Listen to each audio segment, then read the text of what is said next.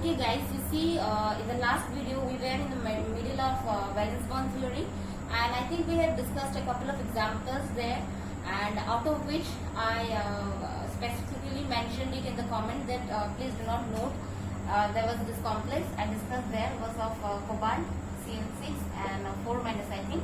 So if you have in case written it down, you can just put a cross over there because we are going to discuss it today here, right? So yeah, without any further delay, let's just move ahead. So the first example that I'm going to take today is your cobalt with 6 cyanide ligands and overall charges here 3 minus, right? So let's just find out the oxidation state at first. So if we find out the oxidation state here, so we'll find the oxidation state to be +3. That means cobalt is in +3 oxidation state here. One more thing guys, you see whenever cobalt has a coordination number 6, I mean whenever it in a complex, if it has coordination number 6, then in 99.9% cases the oxidation state of cobalt has to be in +3, right? So you can just note it down if you want. So so cobalt here is in +3. So we know cobalt, the electronic configuration of cobalt, what it is, 27, right? So D4s and cobalt in +3, that means 3 electrons will have to lose it, so that means 3d6. So now we are going to fill the 6 electrons. One more thing, valence bond theory focuses on the magnetic moment. Depending upon the magnetic moment, will decide that whether the electrons will remain paired or unpaired, whether it is paramagnetic or diamagnetic, right? These things I discussed in the last video, so you can just see from there. Let's just take the black marker. Okay, so 3d6, and since magnetic moment here in this is a 0. So whenever magnetic moment is 0, that means there are no unpaired electrons, right? That means the complex is a diamagnetic. And yeah, let's just fill it first, right? So D, 1, 2, 3, 4, 5. S, P, 2, 3, 4, 5. One more thing, the N. Okay, here always the N minus 1D will be there. That means if it is 4S, so here it is 3D, right? 4S, 4P and 4D. Now D6. So first, according to the Hund's rule of multiplicity, you know all the electrons will be singly filled at first. So 3, 4, 5 and then 6. Now since the magnetic moment is 0, that means no unpaired electrons are left. So therefore we have to pair these electrons, right? So if you pair it,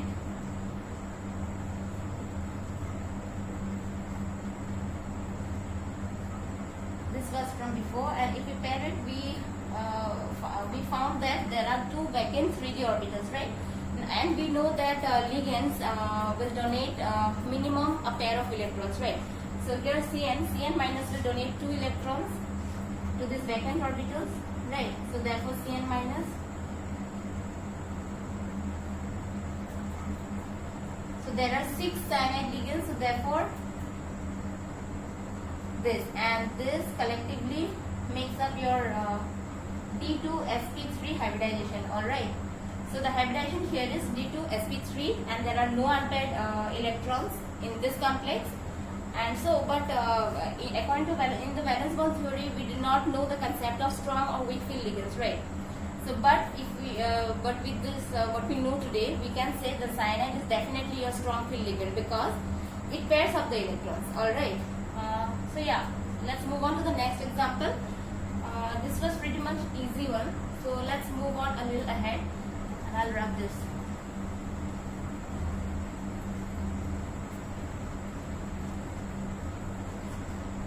The next example that I'm going to take is a similar one with cobalt. Sorry for the sound guys.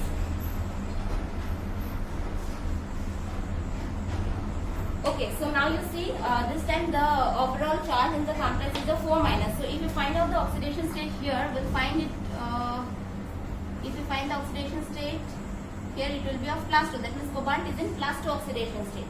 And since I have just explained it before that in maximum cases, in almost all these cobalt complexes where the coordination number is 6, the cobalt always remains in +3 oxidation state. It is more stable there, right?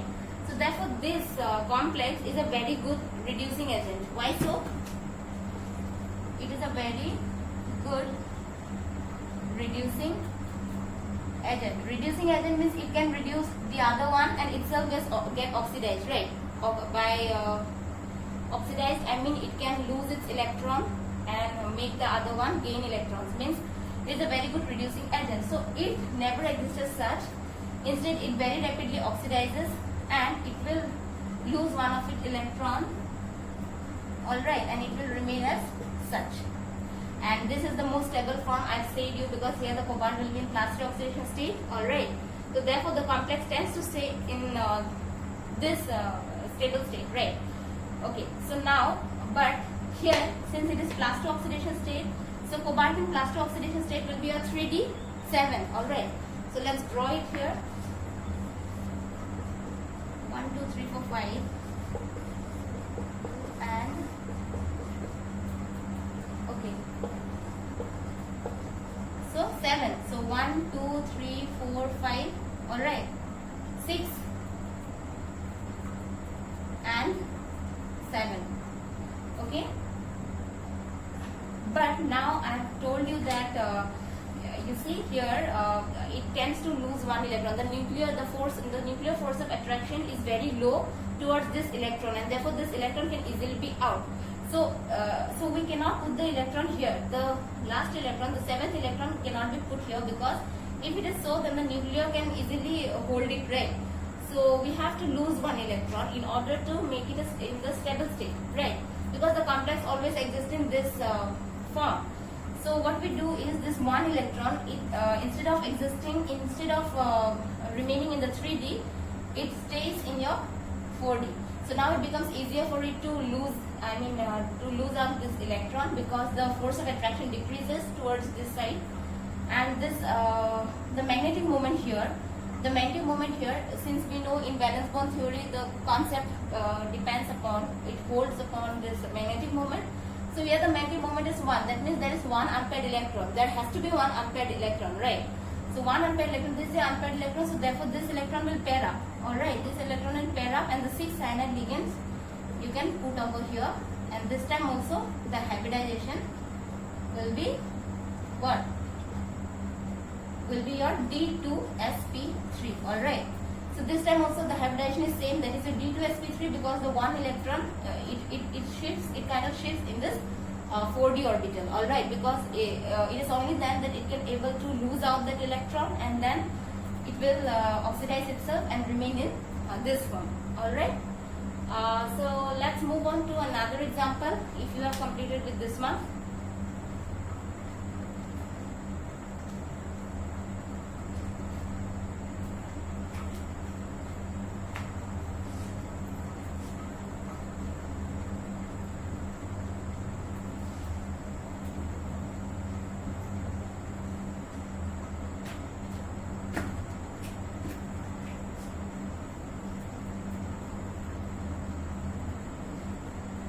Okay, so this time you see there are 4 ligands, right? So let's just find out the oxidation state in the beginning. So X plus, this is a neutral ligand, and we have +2 overall charge, right? So therefore X is in +2. That means cobalt is in, this is your copper, alright? The complex is of copper. So that means here the copper is in +2 oxidation state. Alright, so we'll just find out the electronic configuration. We know for copper it is your 29, right? So 3d4s. Yeah, and copper in +2 oxidation state, it will be your 3d9. So let's just fill the electrons at first and then see.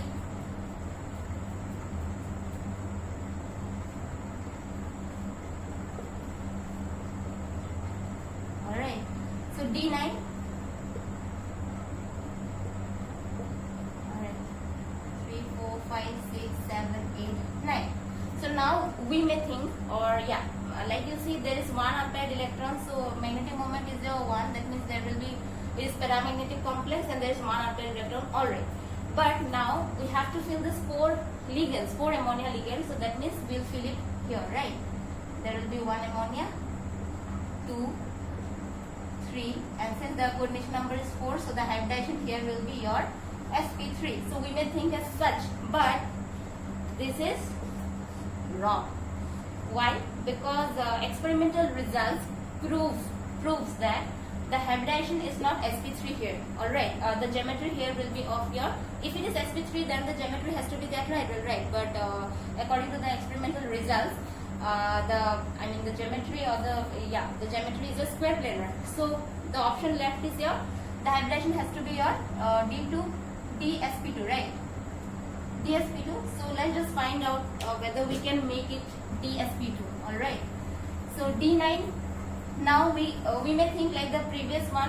What we can do is one electron will move into 4d. That means there is 3d, 4s, 4p, 4d, right? So d9 means 1, 2, 3, 4, 5, 6, 7, 8 and 9. Alright. So we may think that what we can do is this one electron we can put it here. It can shift to the 4d and then dsp2. The hybridization can be dsp2. Now tell me one thing.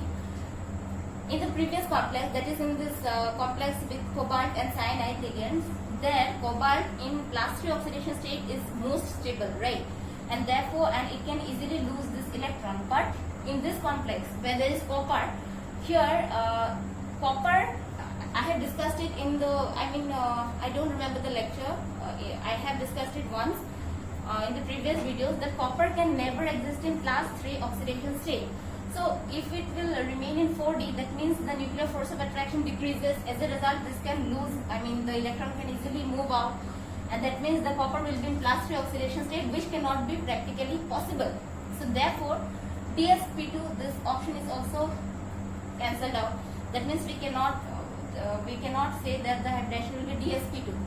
So the last option that remains is the hybridization will be your sp2d. Now let's see how we can do this, right? So in for sp2d, what we can do is 3, 4, 5 s p and 3, 4, 5, right? D. So d9, 1, 2, 3, 4, 5, 6, 7, 8, 9. Right. So now what we can do is that for ammonia we can fill it here 1, 2, 3 and 4. So that means the hybridization is your sp2d, right? Now there may be a question that why this p orbital is left vacant, why we did not fill this electron, and why the geometry was not sp3, why the hybridization was not sp3 and the geometry is tetrahedral, right?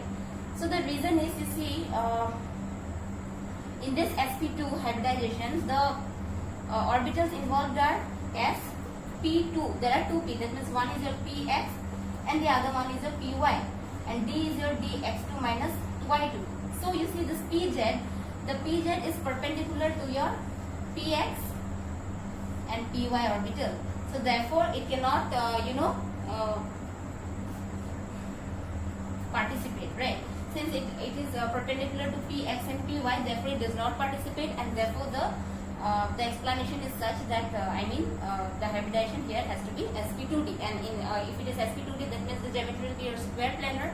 According to the experimental results, it is proved, and that this is your square planar, and this orbital, the third p orbital, did not participate because it was, or it will always remain in perpendicular to the rest, to the other two p orbitals, that is your ps and py, and therefore we have to take the d orbital, the outer d orbital, and therefore the hybridization is your sp2d. All right.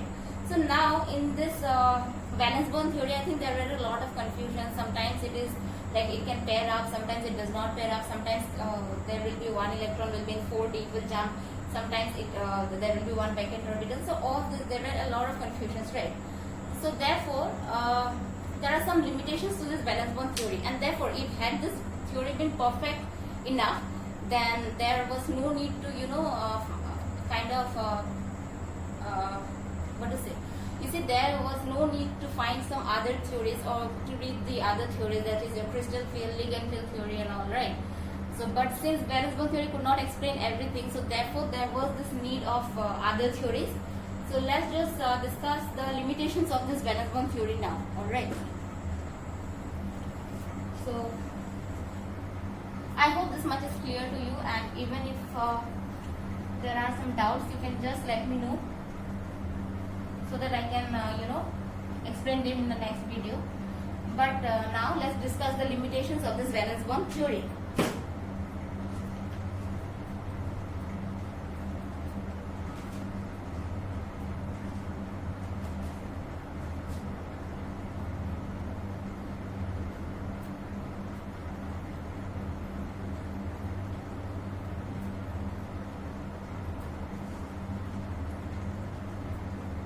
Okay, the first limitation is, you see, in the valence bond theory there were no concepts of strong field and weak field ligand. This we know now because we kind of know some of the parts of coordination chemistry, right? So therefore we know that this is a strong field, this is a weak field, but till the theory was there, till this valence bond theory was there, there was no concept of strong and weak field ligand. So therefore there is this lot, it's very difficult for us to predict like here there will be these electrons will be paired just because of the magnetic moment. Sometimes there is paramagnetic and there has to be one unpaired electron.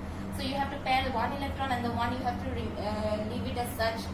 So there are a lot of doubts and confusions. So therefore you see, the first limitation you can write it down that there was no concept of strong and weak field ligands. And the same thing only, that it also could not explain why the strong field ligands pairs up and not the weak field ligands. Weak field ligands will never pair up, but the strong field ligands will pair up. And also there, suppose for example if I take a complex cobalt and water, 6 water, right? 1, 2, 3, 4, 5, 6. Alright. So this valence bond theory cannot explain why some bonds are shorter than the other. Like you see, all these bonds are not of the same length or not of the equal length, right? So I mean, we will learn about them in the other theories. In the crystal field theory, you'll get all of these things. Whatever the valence bond theory could not explain are clearly explained in crystal field theory. So therefore, we'll learn this next theory in the next class. But you see, it could not even explain that why some of the bonds, why the equatorial bonds are longer than the axial bonds, and so on, right? So yeah, this much I think is enough for today's video, and I will be back tomorrow with this crystal field theory. And so today I think this much is clear and enough. And yeah, if you like this video, then just let me know. And yeah, thank you so much for watching.